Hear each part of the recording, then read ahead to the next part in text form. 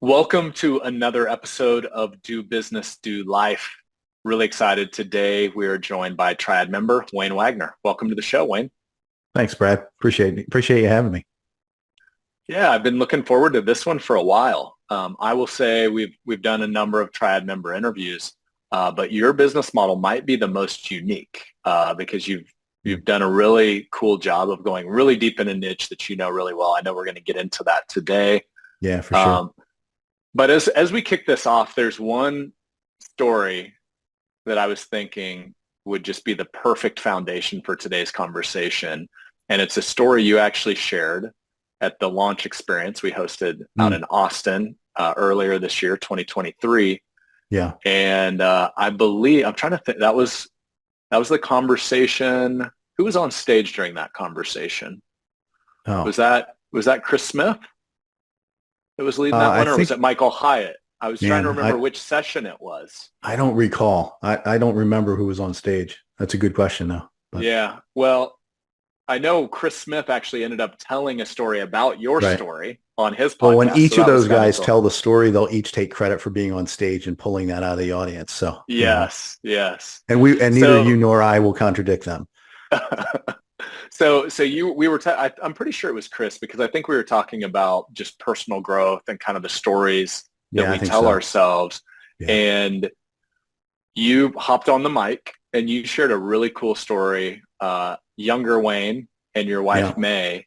And I yeah. think it's a perfect foundation to today's conversation. So if you don't mind, would you share that advice that May was given from a mentor that then really impacted your trajectory? Yeah, and it's interesting. I just posted something on social media, I think yesterday or the day before, where it was talking about people who sponsor others, and I was talking about for and was the idea of taking your spouse along with you was what the TikTok or Instagram video was about. Um, but for us, it was May was the first one to be self-employed. May was the first one to have a mentor. May was the first one to start reading personal development and business development books. May was the first one to have a vision board or a vision list of a list of goals, things like that. I had tripped into the financial planning world, which in really a sales role, working for an insurance broker dealer. So selling insurance, carrying a business card that said financial advisor on it. And, really, if you happen to pick up some assets under management by accident, okay, we'll take it. But the Hmm. primary thing they were measuring you for was how much in insurance were you selling. And May got involved in this network marketing organization, Herbalife, which is still around. It's weight loss, Yeah. nutritional supplements, protein shakes, that kind of stuff. And I ended up in Kansas City with her at an Herbalife training, and we ended up in the suite with this guy who's like two or three layers above her in the organization. This guy's name is Brad Harris, and Brad's got he's got 30 people there, and Brad's like a former airplane mechanic who's now making, at that time, 25 years ago, he was making $500,000 a year selling Herbalife. And Hmm. so, he's kind of got this team that's been built under him. We happen upon this meeting in his suite, and he comes up and he just pulls me aside. And this is I'm not on the team. I'm not part of the business. My wife's there. I'm kind of an add-on. I'm hoping, maybe I can find a couple of people to sell insurance to while I'm here. Brad makes $500,000 a year. Maybe he needs some whole life insurance or something like that. And, so I'm trying to, I'm hoping to maybe get a couple of business leads or something. And Brad pulls me aside and just says, "Hey, Wayne, I just want to, I wanted to share with you that I've got a lot of respect for your wife. I spent some time with her. If she stays with this business, she could go a really long way. She could be really, really successful. There's no reason she couldn't be where I am, down the road. Um, but we've kind of you and I kind of have a shared faith, a shared Christian faith and that kind of thing. And I just wanted to counsel you that in the context of our faith, we are, we're encouraged to not be unequally yoked. And the idea in the context of faith is don't marry someone who has a different faith because the war for the house is going to start in the church. and how do you raise the kids and those kinds of things. And so when you're raised in one faith, that's kind of a repetitive thing that's taught. But Brad said, I'm just concerned that I'm asking your wife to commit to read 50 books a year. And what I can tell you definitively is that 3 years from now, if your wife reads 50 books a year and you don't read any of the same books, you will be unequally yoked with this woman. She's going to be a fundamentally different person because of the books that she's read and because of the person that she's become. And we see it in Herbalife all the time. Again, Brad speaking, we see it in Herbalife all the time where one spouse is growing and the other one isn't, and growing in capacity, growing in vision, growing in mission and purpose, and the other one's not growing and not keeping up. And so he said, ultimately marriages blow apart. And it's not good for the business. So pragmatically, I want to protect the marriages of the people in my downline because, it's good for my business if May's business does well. And so I want to challenge you. And he handed me a list of 50 books. He said, I want to challenge you to read the same books that I'm asking your wife to read. And I went out. I was at a point where I was frustrated with the sales environment, the culture I was functioning within. And so I started devouring those books. I read those 50 books faster than May did. And I still, she probably reads 20 to 30 books a year today. I still read 50 to 75 books a year today, mostly listening these days. But that started what's now a quarter century long, just gorging on books and gorging on content to be able to continue to improve. But what's happened along the way is that May and I are on this journey together. We really are growing together at every step along the way. And I learned a couple of things in that session. First of all, I kept my wife. My marriage is stronger than it's ever been and continues to get stronger.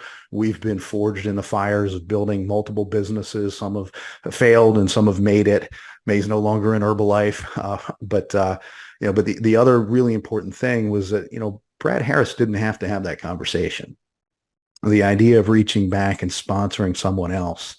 And Brad's one of 2 or 3 guys in my world who sponsored me at a point in my journey and poured into me and spoke life into me at a specific point in my journey that I literally wouldn't be here today.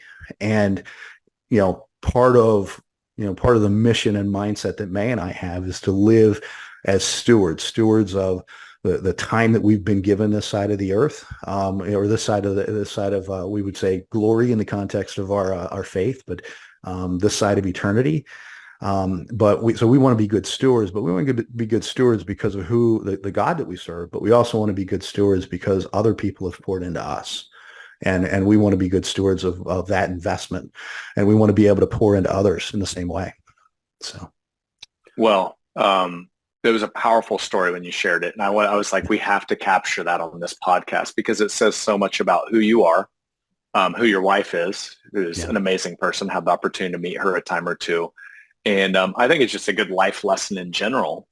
It's how we have tried to really curate the Triad community and our Triad members is principle number 2 is growth mindedness and checking your ego at the door. And I've just found that the most successful people in life, the people I want to surround myself with, that's a very common characteristic. And reading is a great way to continue to level up. In fact, at our house, we say readers are leaders. I tell my kids that all the time. I'm like, most, if not all the leaders I've been around are very well read, educated. And it's almost like that education started after their formal education oftentimes, and it never ended. In our house, I'm curious. In our house, we pay for reading. So since the time our kids were in middle school, we've put a dollar amount on the books. And so they read anything off of Dad's reading list. And today our kids are 19 and 22, and each of them is working on 5 streams of income by the time they're 25. And one of those streams of income for each of them is what the amount of money that they can make reading books each year, because we've had to adjust how much we pay them per book to compensate for what they could earn making money in their regular jobs. And so today they owe me 2 books a year. But after 2 books a year, we will pay $300 per book for up to 30 books per kid. So they can read, if they read 32 bucks a year, they'll walk out with $9,000 in cash. Wow. And so Wow. now the beauty of that is they have to read the book and then they have to give us a 2-page book report. And so our son loves the reading. He hates reading the book reports. So last year he read 23 books, but he only wrote 2 book reports. So I got an 18-year-old to read 23 leadership and development books for free. Which that's like the biggest win I had last year. It was like, I got an 18-year-old to read 23 leadership books, and I didn't even have to pay him to do it. Yeah. It just At what age did that start, and what was your price that you originally started at before you had to ratchet it up? Originally it was like $50 a book, right? So when they were 11, 12, 13 years old. As they got older, we started some businesses that they were working in. So we have a Ben and Jerry's, Annie Ann Cinnabon, Jamba Juice, some other businesses down the Jersey Shore. And so they started working in those businesses at 14, 15 years old. And so we had to jack up the price. By the time we were 15, 16, we got to the $300 a book because I had to pay them enough to offset, to pay them more per hour to read the book and write the report than they could make just going and working another shift and with salary and tips. So, but what that led to was that the year of COVID, my son would have been 16 that year, and he read 16 books that year. So, I ended up, I think they owed me 3 books that year. And so I had to pay him 13 times 300. So about $4,000 that year. And I ended up at his he was dating a girl, and we ended up at her graduation party a couple of years later. And I was telling that story to that girl's grandmom. And the grandmom has been singing the praises of my son and that kind of stuff. So talking about what an amazing kid he is, and he's so well read, and he's constantly reading and this kind of thing. And I told her that story, and she said, "Well, you didn't give a 16-year-old like $4,000 or $5,000. I think it was $5,000 was what it ended up being." And because I guess I had to pay him 16 books times 300. Yeah, so it was like $4,800. And I was like, "Of course I did." And she was like, "Why would you give a 16-year-old $5,000 in cash?" I said, "I didn't just give it to him. I gave it to him in hundreds so he could like throw it up in the air and set it on fire if he wanted to." And she's like, "Well, why would you do that?" I said, "Because first of all, if I don't, I have zero credibility with him. And I'll never get him to repeat that. He'll never read another book. And it'll be because he's got a dad who didn't do what he said, didn't show up and do what he said he was going to do. Secondly, I can't get 40-year-olds to read 16, 18, 19 books in a year, right? Yeah, I mean, you can hire people. You can't get them to read that many books in a year. I got a 16-year-old to do it. And do you know what, do you know how many millions of dollars that kid's going to make over the next 30 or 40 years of his career because of the things that he learned? I can tell you the middle of July that year, my 16-year-old son was critiquing the leadership of my business partners because he just got done reading John Maxwell's book on teamwork. And he was critiquing the leadership of my business partner, saying that they're not following John Maxwell's laws of teamwork. And I don't think I want to be working for them long term if they don't know how to at least do these rudimentary things to build and manage the team.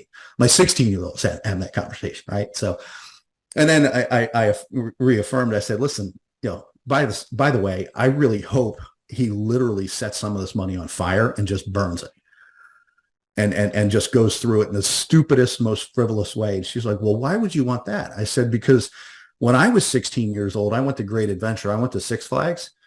And I put close to $300 in quarters into those slot machines, trying to get quarters so that I can win a teddy bear.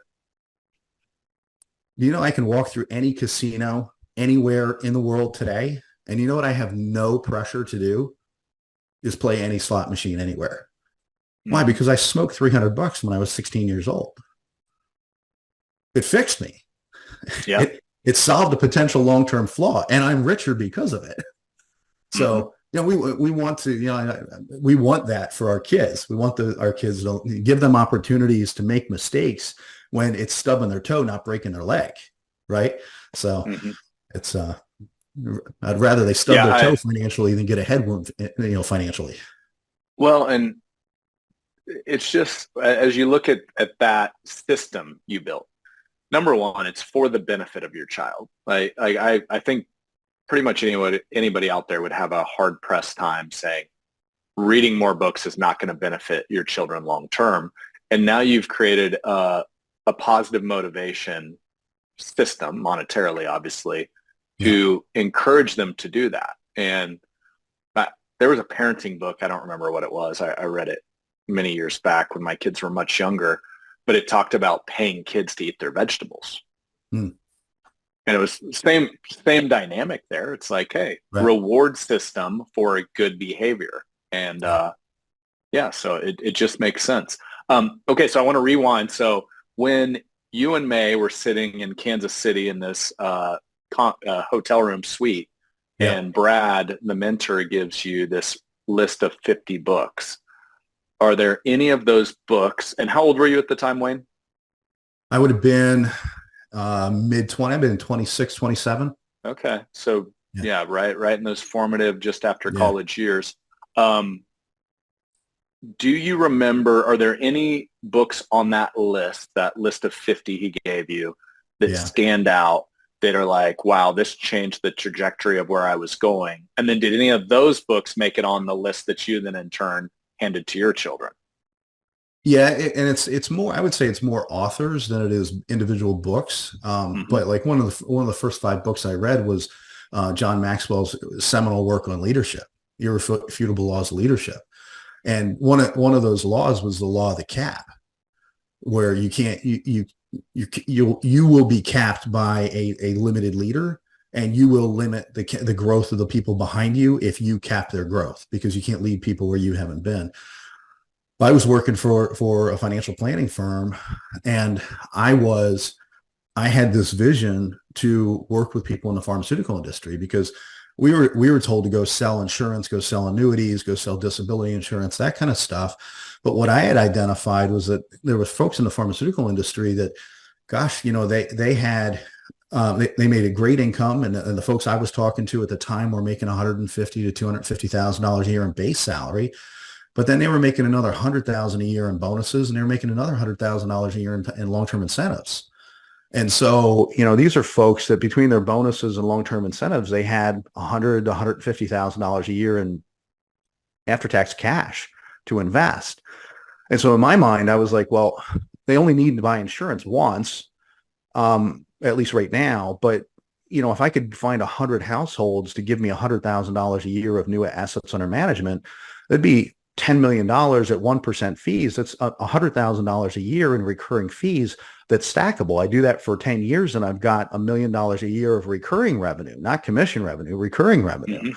And that was kind of the mindset that I started out with. Well, then I went to my boss and said, this is what I'd kind of like to focus my time on. And he said, that's not what we do. That's not our business model. Well, all of a sudden I ran into the cap.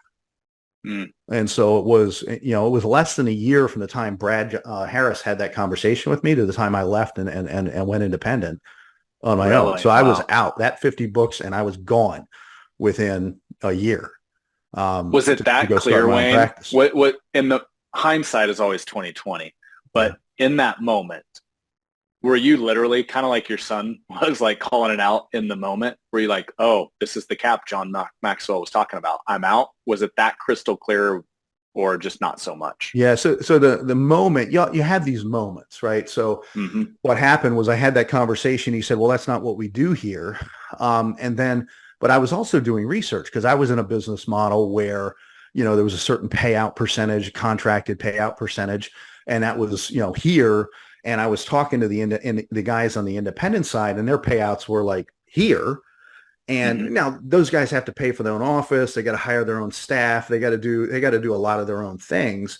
Mm-hmm. But, I quickly went back and did the math. And so I went back to my boss and I said, all right, well, if I'm going to stay, not able to do what I think I have a vision to be able to do, if I'm going to stay in this business model, I at least need, like, what's the vision for me moving from here to there. And maybe it's not all the way there because you still got to make a profit and that kind of thing. But what's the vision for me going from here, like higher than that? And he, without blinking, he said, Wayne, you're not a big enough fish to ask those kinds of questions. Mm. That was the moment my heart quit. That day, that moment, I knew. I went home and I told May, I don't know what I'm doing. I might be going back to landscaping like I was doing in high school and college. But a year from now, I won't be working for this guy, because that's the moment I hit the cap. And I knew it, and I could articulate it, and I could define it. Yeah. Well, and there's a leadership lesson in that moment. And I've seen leaders with two different mindsets. I've seen the leaders that it's kind of, they actually try to create that cap and like, hey, you're at this level and everything below this kind of, it's almost like smashing you down from the top. Yeah. And then I've seen leaders where it's, hey, my goal here is to grow you as much as humanly possible. And if that means someday you outgrow this and do your own thing or take your own entrepreneurial journey, that's okay, because we had a season here together. And imagine had he taken that second route. And who knows how long that would have lasted there, but I promise a high performer like yourself would have stayed a lot longer. Yeah, absolutely. What's crazy is I can name half a dozen guys today who are running $200, $300, $400 million businesses, assets under management businesses in the financial planning space, who all work for that guy. That guy has birthed probably a dozen major competitors just within 20 miles of his office. Now he's retired. That guy's retired at this stage, and I believe his son's taken over the business. So I wish the son well. But at the end of the day, that limitation and inability to see a future and to cast a vision, because in that moment, he had a specific decision. It was a specific decision for him to say, you're not a big enough fish, as opposed to, hey, Wayne, you're not a big enough fish today, but here's the vision for as you grow. Right. And if he'd have given me a vision for that, you're absolutely right. I might still be there today. But that was an early one. The other, so Maxwell's stuff was really important early on. A lot of the Kiyosaki stuff was really important early on. I mean, I got Kiyosaki's, that his cash flow quadrant was really helpful for me to go from employee to self-employed. I mean, I got stuck in self-employed for so long. Right. I got stuck in self-employed, not just in the financial planning business. We took over a private school and I got stuck in self-employed. Because I did not build the team to run that. I didn't help that school become a functioning operating business separate from me. And that's, some of the long-term lessons that May and I have learned along the way. Wayne, for those unfamiliar with that quadrant, can you walk through them? Yeah. So look, 70-80% of the world operates and will always operate as W-2 employees, right? But you see this a lot in the trades. You'll have people jump from being an employee to being self-employed. It's like the plumber who gets his license and recognizes, hey, I'm getting paid $30 an hour, $35 an hour. My boss bills me out at $150 an hour. So if I just put my name on the side of my truck, now that I've got my license, I can go bill out at $150 an hour. What you miss in that leap is that you're now chief cook and bottle washer. You're not just doing the plumbing.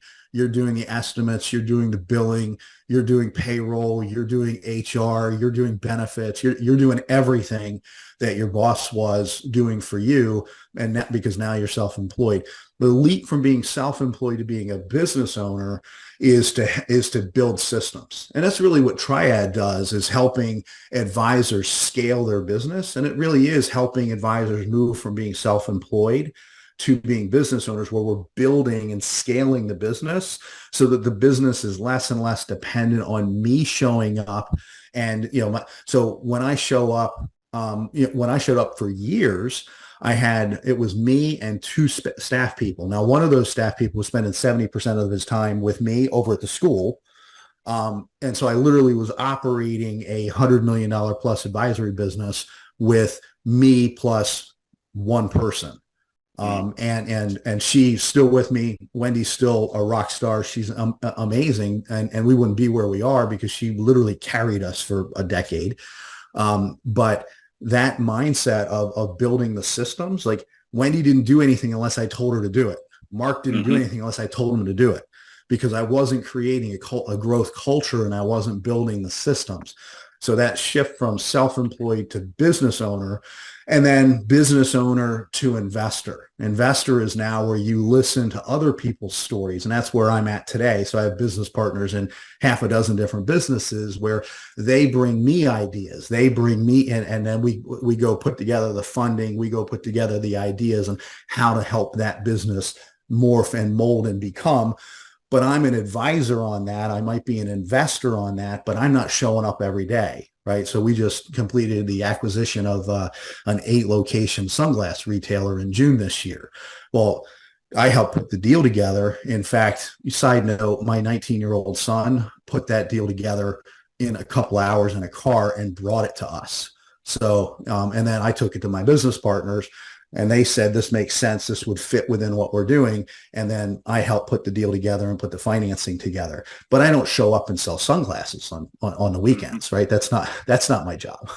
So Thanks for running through that. That's cool. It's the self-employed, what we title that at Triad is the advisor in charge. Because to your point, they're doing everything, which is what is that constraint that's keeping them from growing and scaling a business. So thanks for running through that. Okay, so I want to go, you mentioned it kind of in passing earlier, and this was I think in almost 2 decades of being in this business, this was a first for me. So we're out in Lake Tahoe, beautiful property, the Ritz, and we had our DBDL, our founders retreat out there. You brought your team out early to do an offsite kind of, pour into them sort of meeting. We'll get to that later because I think there's another lesson there. But we're out there, and you have gone very deep into a niche, the pharmaceutical niche in your financial services business. Yeah. And I think it was day 2 or day 3, you realized, or one of your team members realized, there's actually was a pharmaceutical conference going on at the same hotel at the same time. Yep. And being the small world and well-connected in it that you are, you're like, you put some connections together. You're like, okay. And I believe you literally, I think it was during our conference, you're like, oh, I'm going to do a couple appointments or a couple at least high-level business meetings with some high-end pharmaceutical reps. And it was very much because of that niche that you'd specialized in. And I know there's a lot of equity packages and things like that you've become really familiar with, which obviously that's important if you're going to go in that niche. So really big setup there. But if you were, speaking to other financial advisors out there on being a generalist versus being a specialist in that niche, what advice would you give them? Not necessarily pharmaceuticals, but like any niche in a financial services firm. Well, listen, and Brad, you see this in every industry, in every business.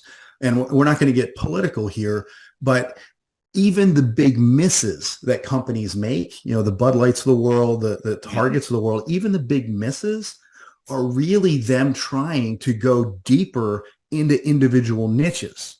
So the big mega companies see that the riches are in the niches.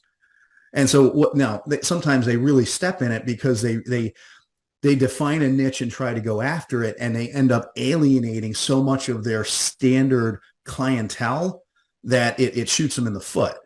But the bottom line is the riches really are in the niches. So when you can become a specialist of working, now look, if you call me and you got $5 million to invest and you're an avatar client for us, we're going to, whether you're in the pharmaceutical industry or not, we're going to have a conversation and we'll serve you really, really well. But for our clients in the pharmaceutical industry, where we've been able to add enormous value is in those one-off conversations. So, I mean, just in the last week, I have had conversations with 3 different clients in the pharmaceutical industry, actually 4, who one was laid off, and he and I are having conversations about what he wants the next stage of life to look like.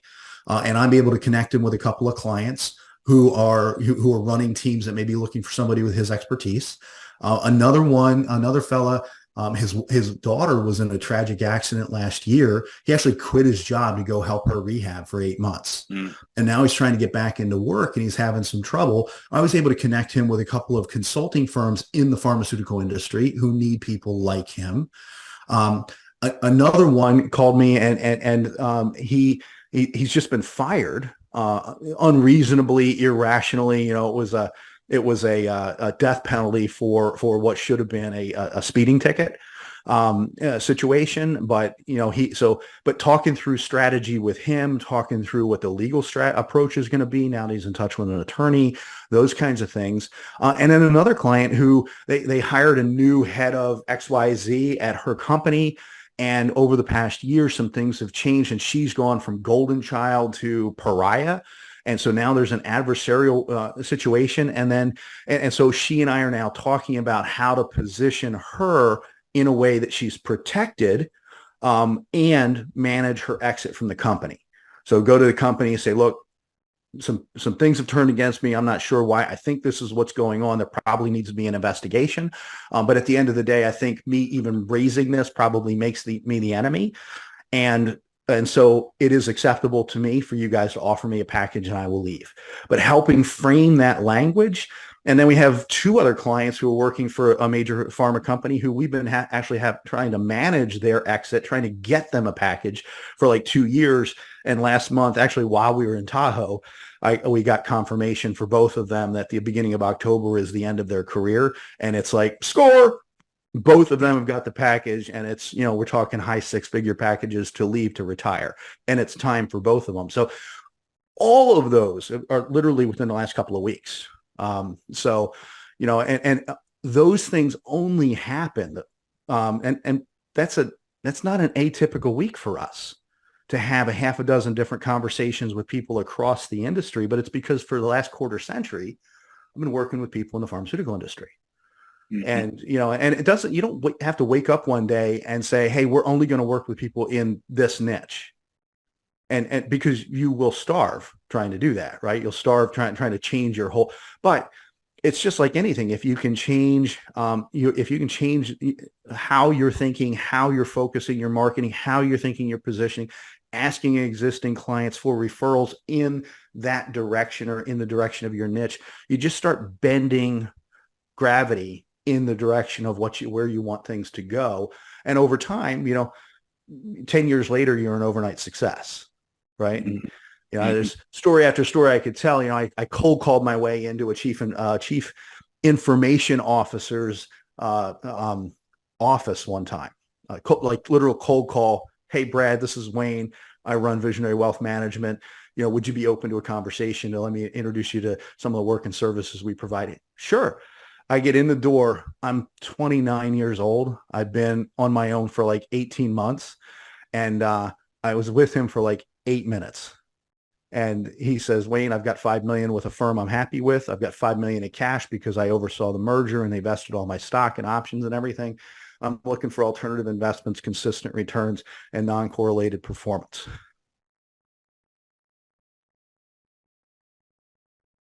I had read an article that Halle Berry, a very rich person, had opened a steakhouse. And I literally looked at him and said, so you want to open a restaurant? And he laughed, almost a belly laugh, not quite that. He said, no, but Wayne, the fact that that's the answer to my question tells me you don't have the tools to be here. Thanks so much for your time. My assistant's going to show you out. Have a great time. Have a great career. I went back to my office and started calling everybody I could. What the heck is an alternative investment, non-correlated performance, consistent return? What's that guy talking about?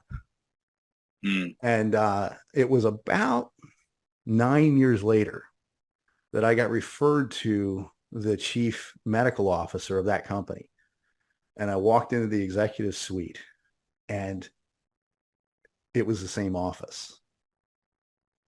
And so I walked into the same office I had sat in. It was literally the same furniture, the same chair I had sat in. We spent an hour talking about what we were doing.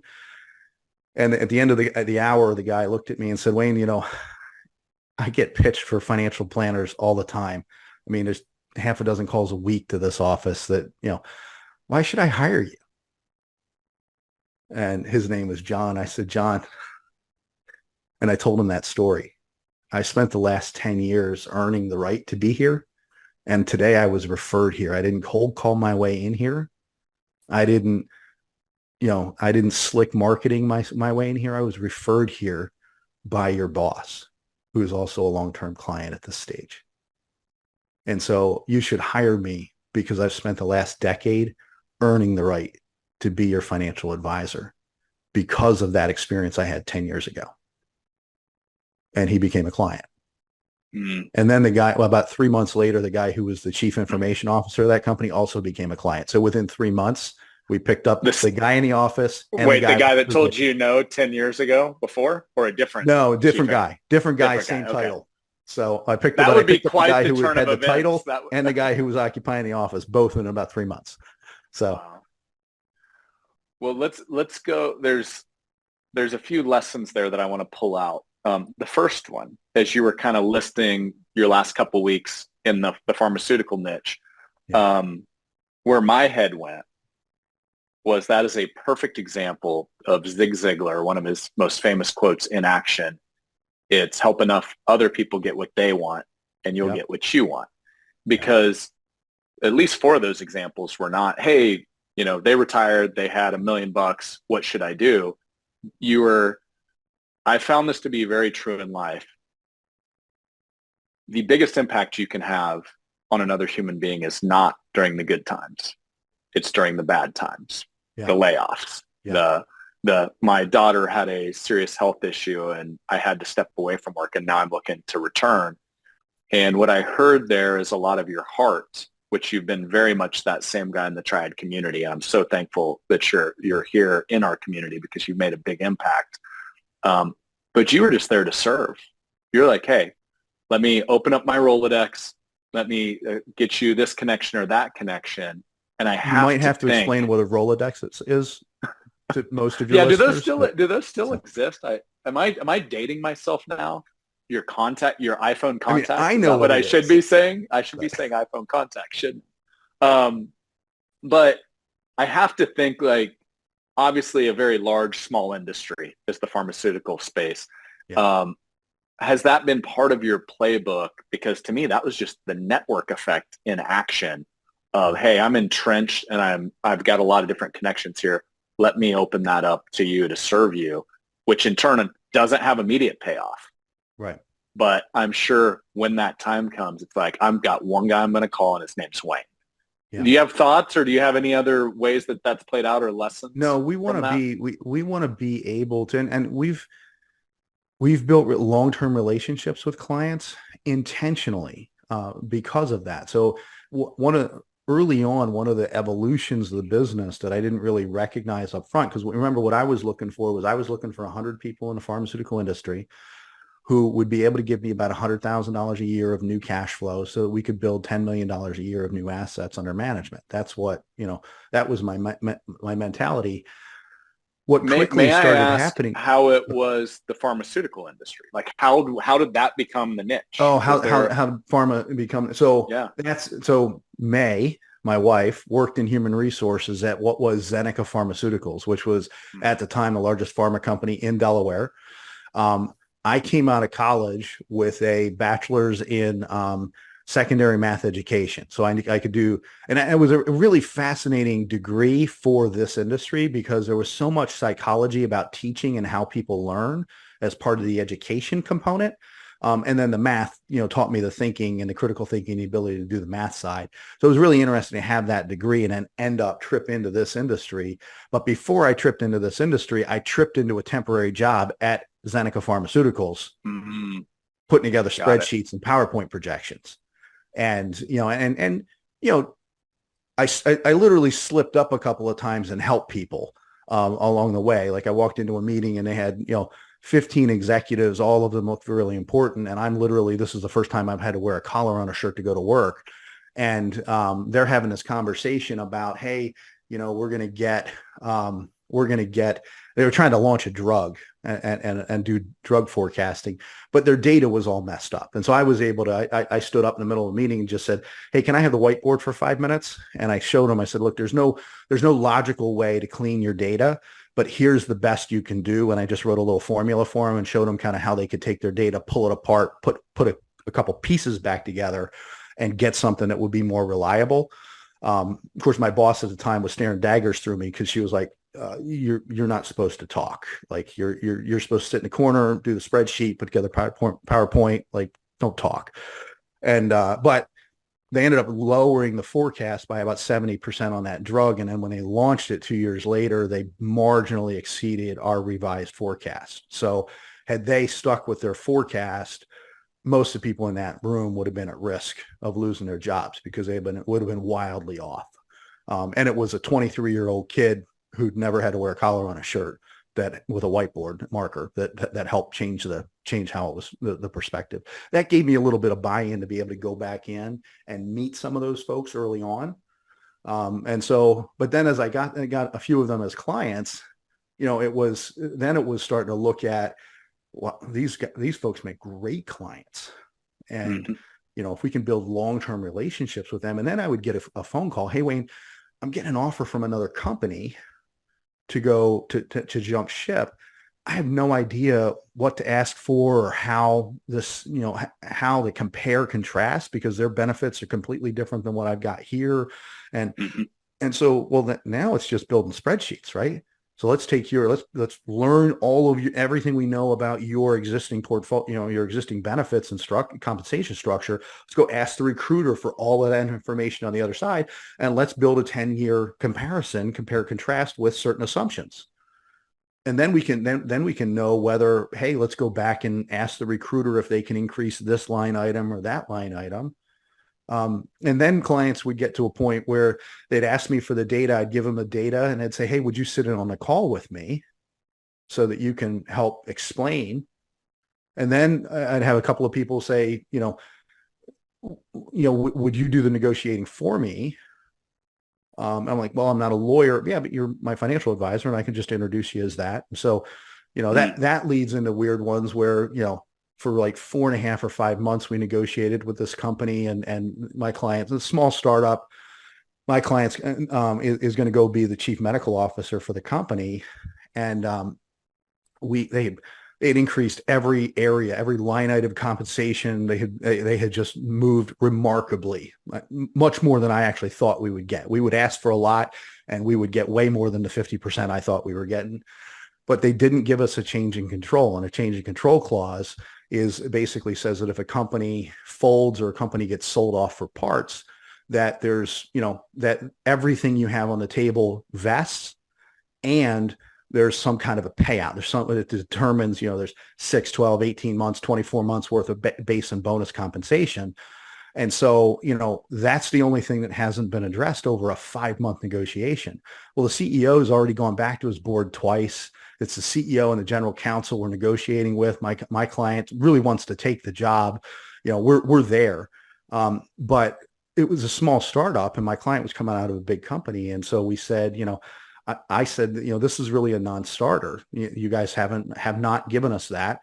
And we said from the beginning that was a non-starter. And the CEO just came unglued on the phone and said, and let out a few expletives and said, like, I don't have a change in control. I'll be goddamn that I'm going to give one to my chief medical officer who answers to me.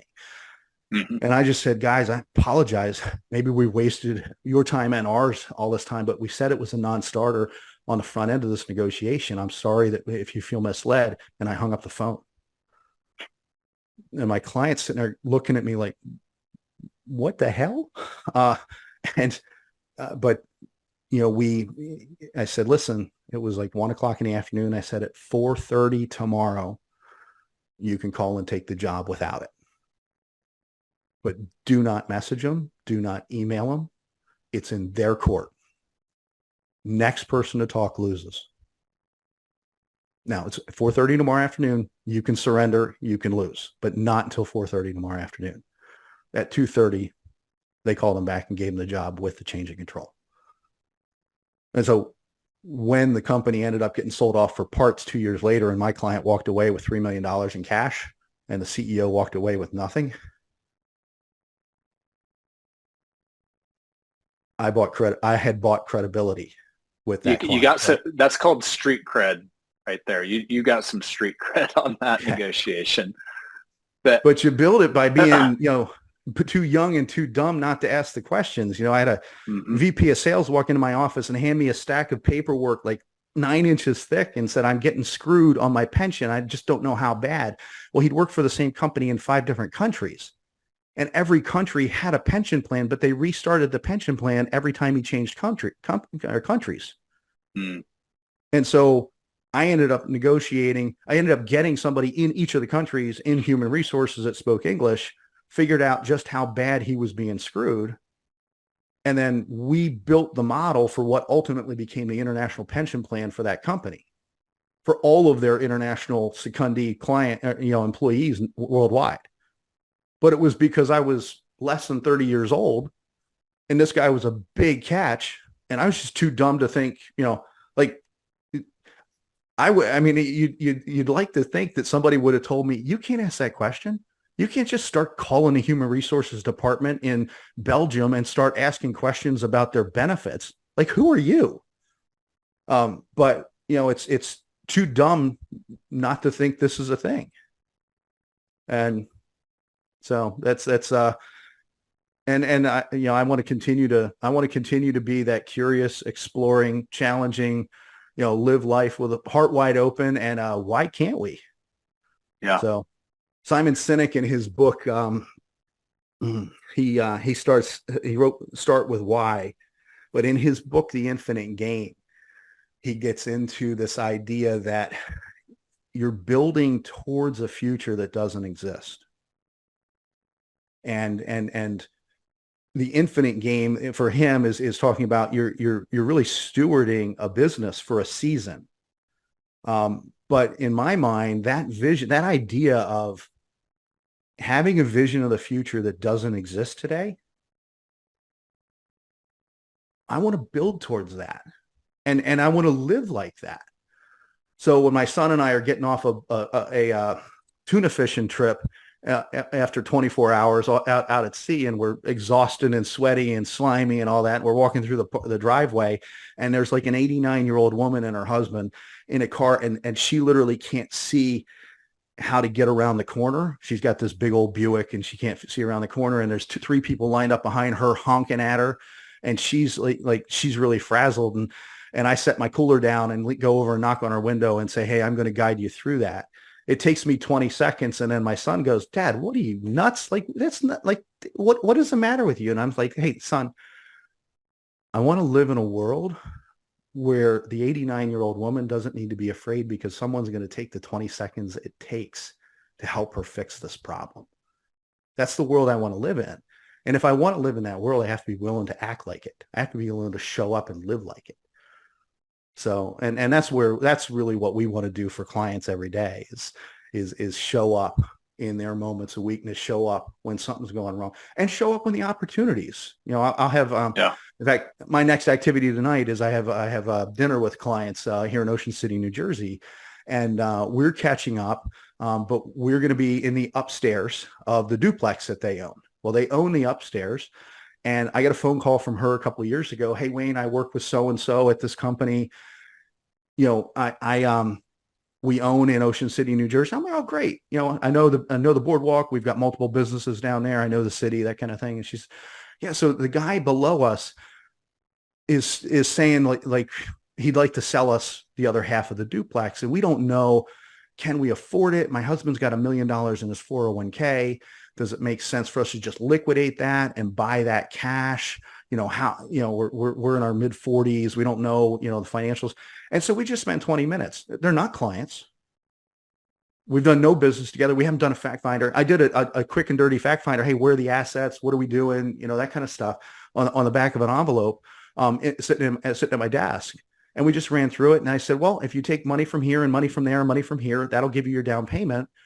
And that should get you enough money to be able to rent this thing year round. But then there's some strategic tax advantages too. And I started walking through the tax advantages. So in 20 minutes, we went from, we don't know if we could do this to you absolutely should do this. There's a significant financial advantage for your family. And here's the game plan for how to do it. Now, the next conversation is who's managing your money. And that's a way easier conversation to have at that point because we've already made huge investments. Right. And so that's where, I mean, we pick up 7-figure clients on a regular basis because they get to a point where, and by the way, in that situation, that conversation had been going on for a year and a half.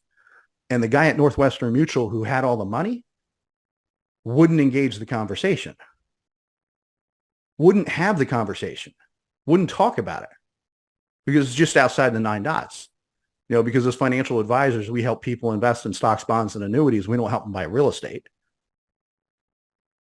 Even though that for people who are going to finish their careers with 3, 5, 10, 20, $30 million net worths, a significant chunk of virtually every one of those net worths is either a business or real estate.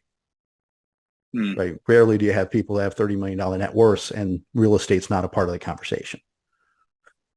So a couple things there. Number one, I hear a focus on value creation first and upfront, which, the real estate conversation you just had there. But I also hear a personal growth. I've heard it a couple different ways. Number one, the story of the 2 different experiences in the same office 10 years apart. The observation you just made there is, I'm seeing a trend here for as the net worth grows, real estate becomes almost a certainty for some portion of their portfolio. And it's almost this overused quote of Wayne Gretzky's, skate where the puck is going. Right. I'm curious, how did you develop that? Because it's very obvious. It's not that tough to put it together. Like, hey, if wealthy people need help with this, I should learn how to do that so that they want to work with me. Yeah. But was this something instilled at a young age? Was it that conversation on the 50 books of like, I've got to grow and continue to grow into that and never stop growing? Where did that come from inside of you? Yeah, I think it was for me, it was the books. It was the mentors that I've sought out over the years, consistently looking for people who are at or, significantly above me and where they are with their business or where they are in their thinking, how they're functioning and showing up where they are. For us, it's, and we're doing it ourselves, but our avatar clients are our ideal clients. If we could punch one out of a cookie cutter, they're families who are building first generation wealth. And it's first generation of what we hope will be multi-generational wealth. Mm-hmm. But, and frequently our avatar prospect is someone who's kind of 42 to 52 years old with a $1.5 to $3 million net worth now. And they don't realize they're going to be worth 5 to 10 million when they retire. And it's not that these people aren't dumb. These people got MBAs. They're running $1 billion drugs for pharmaceutical companies. They know what they know, and they know they are specialists. They're really deep in knowing what they know. But for me to walk in the door and say, hey, listen, you're worth $2 million today, at the rate that 2 million is going to accumulate over the next 10 to 15 years, and your ability to put away capital and accumulate capital, you're going to pick your head up when you're 60 years old and you're going to be worth 6, 8, 10 million dollars. And you need to be thinking and functioning differently and operating with a different business model mindset today to accelerate that. And how do I know that you're going to be there? Because I've done it with our existing clients. Right. So when we were working with Triad, one of the challenges that my team was having was you guys were challenging us and saying, well, who's your favorite client? As though the word favorite client and favorite prospect were interchangeable, when for us, they're not. Our favorite clients have been clients for 15 to 20 years, and they're worth $5 to $15 million. Some of them north of that.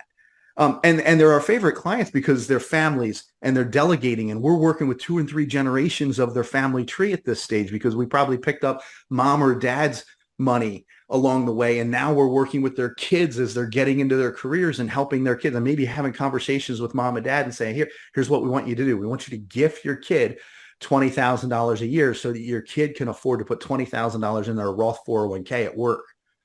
Like now, when they're 22, 23, 24, first job, and the kid's putting 20, maxing out his Roth 401k. Why? Because over the next 50 years, that is a grand slam home run for accumulation and wealth building and tax favored wealth building. But that's not a conversation anybody's having. Right. But we can go in and have those conversations. But for us, the favorite clients are the people we're already doing all those things with. And we've been doing it for the last 10 years. Our favorite prospects are the people who are 42 to 52 years old, who are on the front end of that. And we get to help them accelerate up the curve. And so that's, for our avatar clients, are different than our avatar prospects. So. Okay, I want to hit something on the niche that we've been all over, but it's almost a philosophical belief, and I want to combine a couple things that are trendy right now, AI and everything that's happening on that front. But I remember I had a conversation with Michael Kitces, and he has this philosophy where the future is going. It will not be the local advisor. It will be the best advisor to solve the problem. And as you went deeper in that pharmaceutical niche, you've talked a lot about, okay, well now as their wealth grows, I've got to have experience with real estate. I've got to have experience with tax planning, and obviously all of the different benefits packages and bonus compensation, equity compensation, all of that. I look at that as a really nice moat around your financial planning castle. Yeah. And I also look at AI and the way it learns and will, in the not too distant future, surpass our human ability, of like problem solving. And I look at a nice moat around the castle is the more complex the problems you solve, the tougher it is for AI to steal your job, right? Yeah. And so I'm just curious on let's get a little philosophical here, the future of financial planning. I see a lot of moats that you're starting to build around your financial planning castle that protect you more than what I'd say the average financial advisor that's just working, more as a generalist. But what are your thoughts? Like, as you look forward, what are things you're thinking about on that front? And is there anything you disagree with on kind of that take? No, I think that AI is going to be incredibly useful. Now, listen, we can learn where we're going to be with AI by where we are with the internet. And we know that the proliferation of data, the proliferation of content doesn't necessarily lead to better decisions, right? So the ability for AI to solve problems when people don't know what questions to ask or don't know how to even often articulate the problems that they have, that there's still going to be a disconnect there. And that's where the value creation is. What happens is it gets easier to solve the problems because as advisors, if we, become students of the game and use AI, I mean, we're using AI on a regular basis, not for the financial planning world, but I mean, I started a equipment financing or equipment leasing business this year. Every one of the contracts for that business has been written by Jasper AI. We plug a few things in and the make and model of the vehicle we're leasing or the asset we're leasing, and it spits out a contract specific to the state that I need it to be written in. I mean, and we just go proof it and print it and sign it. So, it's going to make it's saving us thousands of dollars and massive wait time. Cause I mean, you got to hire an attorney to do that and wait weeks to get it done and pay a couple $1,000 every time you're doing a contract. I mean, it just doesn't make sense. So, that's I think the power of AI is incredible. For us, I mean, we do have clients in about 24, 25 different states. And so, and we have clients who go on secondment in other countries for periods of time and things like that. That gets, sometimes that gets a little weird when, you have a client who's going to go, be the president of a pharmaceutical company in a country that's on the OFAC list. It prompts some conversations with compliance. So, but you work through that. That's where the complexity comes in, right? Bigger problems, bigger pay, and I mean that's the more complexity, more compensation. So we don't shy away from that stuff. We just help the client figure out how to do it. Yeah. So Okay, I'm got my eye on the clock here, and I want to yep, shift to something else I've seen you do. In I don't see we haven't worked together like super long, right? right, We're coming up on a year, yeah, but what I've seen in that year, I've seen you of all of the advisors that I've worked with over the years, or just been in the presence of. You've taken a very intentional approach to your team and investing into your team, like we mentioned earlier. yeah, You flew your whole team to Tahoe, which is not cheap. You put them up in the Ritz, which is also not cheap. And I've also just seen how you talk about your team. And kind of the boss we talked about earlier, the one that smashed you down versus the one that built you up and empowered yeah, you. What have you learned as you rolled out of that self-employed, the Kiyosaki self-employed to yeah. business owner and building and empowering a team? What lessons have you learned there and what could you share? Yeah. Well, and we're the beneficiaries. Some of what we're the beneficiary of is the triad model as well, right? So you guys have been a model for us to aspire to. And we're quick studies. We want to learn, but you're also complementing some things that we're already doing internally. Um, I was in that self-employed mindset for a long time, but I and I had hired a professional coach, guy named Trent Booth, to come in and work with me. We worked together for a little while, and then we parted ways. And I brought Trent back to work with Mark because Mark and I both burned ourselves out when we had the private school that we were responsible for. In 2008, I hired Mark, and we took over the private school on the same day. And then 3 months later, the markets crashed. So we kind of nudge, nod, wink, wink, blame Mark for the market crash in 2008. But that I hired Trent to come in and help us figure out if Mark was the right fit. And what we identified early on when Trent started coaching Mark, I went out and I read Rocket Fuel and that model, and then I shared that with Trent and Mark, and that really gave us some vernacular because Rocket Fuel talks about the innovator and the integrator. And when you can bring those two together and aim them properly, you get rocket fuel, you get liftoff. And so there was no question for Mark and I that I'm the innovator. Mark, it has a little bit of innovator in him, but when he's in an environment where he can trust the innovator, he can really own the integrator piece of it. And so he's having Trent guide him through that process of, hey, not only do you belong here, Mark, but you're actually going to help us capture liftoff when we put you and Wayne together as innovator integrator. But we've got to figure out all of the other aiming mechanisms on this rocket.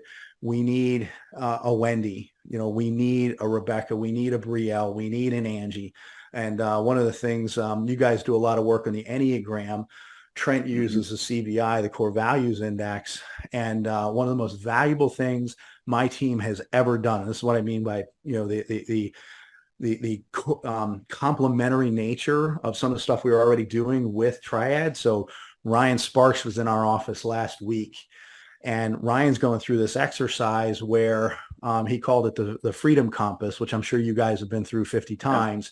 But for the first time, we're literally putting every person on the team up there with their CVI description and their Enneagram number and their list of, these are the areas of my job that light me up and fulfill me, and these are the areas of the job that drain me, and I just want to go jump off a cliff.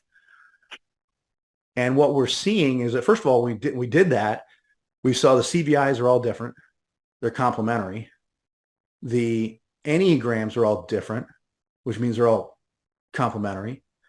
And then every area of the business, there's somebody who's like, yep, this is what I love. This is what I hate. No, that's the part I love. And so we're going through this. Now, I had like a huge breakthrough with one of my team members in that environment because we're getting ready to start our own podcast in the next few months. And, I thought, hey, she really loves this aspect of talking with people. And so she's going to be the scheduler, and this is just going to light her up. Well, what comes out is the scheduling piece of that terrifies, intimidates, and completely drains her. And Mm. so literally 2 days before, Mark had been in my office saying, hey, we need to hire for this position. And I'm sitting there going, what do we need to hire for that position for? She's going to love that part of that position. And so I'm sitting there live with Ryan leading my team, having like this like short circuit in my brain. Like, wait a minute, you hate that part? Oh, that's why it was on the job description that I saw 2 days ago. And like, it was literally this short circuit and breakthrough for me and for the whole team. But that's now Trent and Mark had already identified that, but I hadn't caught it. So the innovator hadn't caught it. And so when the integrator's coming to me, Mark's coming to me as the integrator saying, hey, this is the next job, and here's the job description. And I'm seeing 40% of the job description is something I think we already got somebody on the job on the team that loves that part of the job. And I'm gonna hurt her by taking that away from her, as opposed to no. I'm cutting sandbags off of her by hiring somebody else to do that. Well, Yeah. that makes it a much easier decision to time to hire the next person. So You would be surprised, Wayne. I love hearing that story, by the way. So as soon as this is over, I'm texting Ryan and telling him that, because he's so passionate about this business, and I've known Ryan since college. I was like, Ryan needs to be in this business 10 years ago. So I love hearing that, just personally. But as Michael Hyatt told Sean and I, as business partners, because we've been friends since college as well. And being business partners and being friends are very different. I know you know that. And some days those different styles, those different Enneagram numbers, those different lenses you view your business world through, it creates that friction. yeah, But Michael said, you can't forget your differences are your strengths. absolutely. Because you would not want a clone of a bunch of Wayne Wagners rolling around in the office, right? Yeah. But how it's incredible when you take the time to work on your business, how when you take these simple frameworks and just ask the question. We had another one, Dylan, who I think you've met in our community. He had a director of ops, and he was just struggling. There was just some lack of follow through, some lack of accountability. Same Freedom Compass, which, by the way, I have to give credit to Michael Hyatt. That's where we got it from. Right. And he finally asked the question. She's like, I can't stand all this. And 3 years of frustration got solved in 5 minutes because he had the wrong person on the wrong seat on the bus. The right person, wrong seat on the bus. They just moved the position. Yeah. And it's crazy how just these simple tweaks sometimes with the right frameworks can make all the difference in the world. And those frustrations just free up in like 5 minutes of a conversation. So I love hearing that.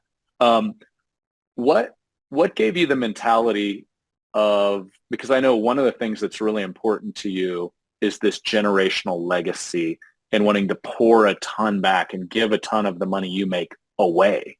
Yeah. What created that in you? Because I also see you pour heavily into your team and invest into your team. Was this a book you read? Was it how you were brought up in the church? What has created this giving side of Wayne and May? Yeah, I think that it's a good question, Brad. I think that there's a lot that goes into it. Certainly my faith is foundational, but I guess one of the other authors I didn't mention, I mentioned Kiyosaki and I almost said Falwell, not Falwell. John Maxwell. Maxwell. Yes. Maxwell was a guy named Jim Rohn. And Jim's an old, I don't think he's alive anymore, but Jim's just a fountain of, and he did a lot of work with Herbalife. And so he was one of the earliest guys. Did you attend a live Jim Rohn conference? Yeah, we attended a couple of them, and it was incredible. Wow. That's one guy. I won't take this off track, but I was first exposed to his audio. So I listened to a ton of his CDs Yeah. back in the day, and he's almost like a preacher for business. It's like his Right. voice inflection, Yeah. but You and I can I, both I date wish, ourselves. You listen to his CDs. I listen to his tapes. there we So go. it was, and everybody, But you saw him live, which is awesome. right. It's kind of like you saw the Beatles in concert. That's like Jim Rohn for Yeah. thought leader. Like he actually birthed Tony Robbins, was a Yep. Jim Rohn guy. Darren Hardy Yep. was a Jim Rohn guy. So yeah, but anyway, go Yeah. back to Rohn, please. But Jim Rohn would had this saying. He said, "Listen, man is the only of all of God's creatures that doesn't do all he can. You never see a tree grow half as tall as it can. You never see a cheetah chase a gazelle half as fast as it can. You never see a gazelle run from the cheetah half as fast as it can. All of creation brings honor to its creator by doing its max and becoming all that it can be, except mankind." And so, if we mix that with a mindset, kind of a faith-based mindset on stewardship, that we're given one life, we're given one time, one season, and our lives are like a mist. They will one day be gone, and they will end quickly. But we stand as stewards, and as stewards, we should be becoming all that we can as an act of service to our creator. Now, whatever that is in your vernacular and context, but whatever the greater is in how you articulate in your own path and own faith. But if we're going to give an account one day, I want to be found a faithful servant. And there's no empirical evidence that leaving money is radically improves our kids. And I heard it put this way recently. It's not what we leave to our kids. It's what we leave in our kids. Chris Smith and I are having some conversations about family brand and that kind of stuff. And increasingly we're going to be including that vernacular and the family brand work in our work with clients, because ultimately what's happening and we're doing this for our own family is how do we build and manage wealth to give. Now we had a private school that we were responsible for, and we joke in our family that, hey, by 2008 we had kind of a fast growing financial tree in the background or in the backyard, and we started using a chainsaw to trim it so that we could go give to ministry. And so we picked our heads up 13 years later, and we had a 15-year-old 3-foot high financial stump in the background. But what we didn't have was a 40-foot tree that was bearing fruit that would have been ultimately exponentially bigger than what we were giving every year. And so, I think that's part of the stewardship, is to know to responsibly prune and give. So the mission and the vision that we have with our kids today is that we want to build businesses, and we want to train our kids to be tree farmers. If every business is a tree and every tree is being grown and groomed and pruned, so that for decades to come, those trees can be pruned and opportunities given to the least of these. And money can be given to mission and ministry and organizations that are improving lives of the frailest among us. This year, we did a big matching contribution to a group called Foster the Family that works with recruiting, training, and supporting foster families. And that was really against the backdrop of what we see coming down the pike is and again, we're not going to get into the politics of this, but when abortion gets pushed back to the states, it's going to be the red states that kind of put the kibosh on abortion. And so you're going to have those inner cities that are already broken foster care systems where kids won't have, young people who are trapped in an unexpected pregnancy won't have the option to have an abortion. And so there'll be more kids born into those unsupported situations, and more of those kids will end up in the foster care system. So we want to partner long-term with Foster the Family to help recruit, train, and support foster parents so they can step into that void, because we see that as hey, my wife and I went to a private Christian school. And so, hey, and, once a year they said, hey, next Tuesday, you can either, go to school all day, or you can get on this bus and go down to Washington, D.C. and go to the March for Life and go, hey, we need to end abortion. And so, bus ride down to D.C. it was to avoid a day of classes. And, but so for 50 years, Christians did that. well, Christians can say, hey, we won the war. It's now back at the States. The Supreme Court ruled it, the game's over. No, no, no. Hey, Christians, don't go home. Don't put your checkbooks away, because now there's going to be kids born that are, that would not have otherwise been born, which in your context of your faith, it's supposed to be a good thing, right? But now those moms need support. Those kids need support. Well, so let's step in and step up. So the vision that we're casting with our kids is to start businesses, grow those businesses, train our kids to be tree farmers, and not that we would die with the biggest net worth, but that we would die with the biggest impact and be able to give more and more away to causes that are impactful. And then ultimately what May and I would love to be able to do is to be able to duplicate ourselves in about 30 other entrepreneurial families, where they're starting businesses, they're running businesses, and we might be mentors, we might be sponsors, we might be partners, investment partners or otherwise, but we want to duplicate ourselves 30 times before we die, should the Lord give us enough breath and enough time to do that. So.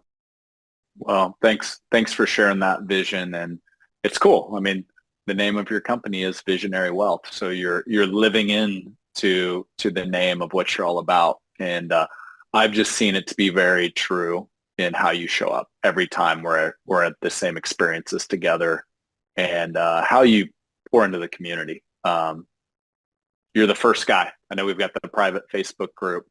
You're one of the first guys every time we have a new member join to welcome them and say, hey, welcome. Excited to get to know you. So thank you for just being a pillar in our community.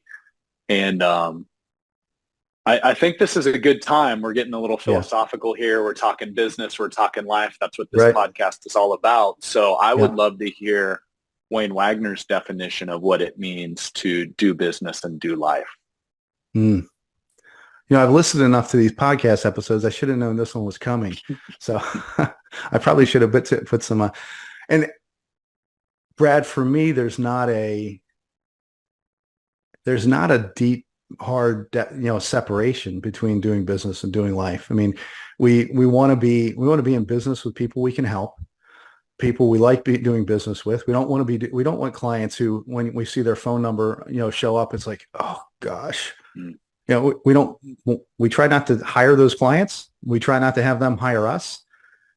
We've offloaded a couple of clients. We've encouraged a few clients to go elsewhere over the years. But doing business and doing life for us is really all about stewardship. And so, one of the lines we've got in our family is, we're Wagners, we do big things. And what we mean by that is we're not afraid to take on big stuff. And that's not just big stuff on the business front. It's also big stuff on the home front. So, this past year we spent 2 weeks in the Maldives as a family, which is, it's like a 19-hour trip to get there. So, and 3 airplane rides. So it's not easy to get there, but we do big trips. So when our daughter graduated high school, we spent 3.5 weeks running around Europe. Our son graduated high school, and he and I and Trent Booth and his son Jake all went to Kauai, Hawaii for 2 weeks and did hiking and man stuff for a couple of weeks. And so, for us, doing business and do a life is, do business, add value, create great opportunities to expand the way our clients view life and do life. And then on the life side, travel all over the world and do amazing things. So. Well, I think that's a great definition. I've seen you live it. So thank you. As always, I enjoy our conversations. They're always deep. They're never surface level. It's always about stuff that matters. And so just thanks for showing up how you always do, Wayne. And thanks for carving out the time today to share your wisdom and knowledge with the listeners. So until we cross paths, hopefully here in the near future, thanks. My whole team's coming to Lawrence, in not too distant future. So we're Well, tell them to get ready for the sandbar, and they can Google it and they'll figure out what that means. But it's a nice little hole in the wall. We'll introduce you to when you come to town. Sounds great. Look forward to it. All right, buddy. Thanks so much, Brad. All right. Till next time.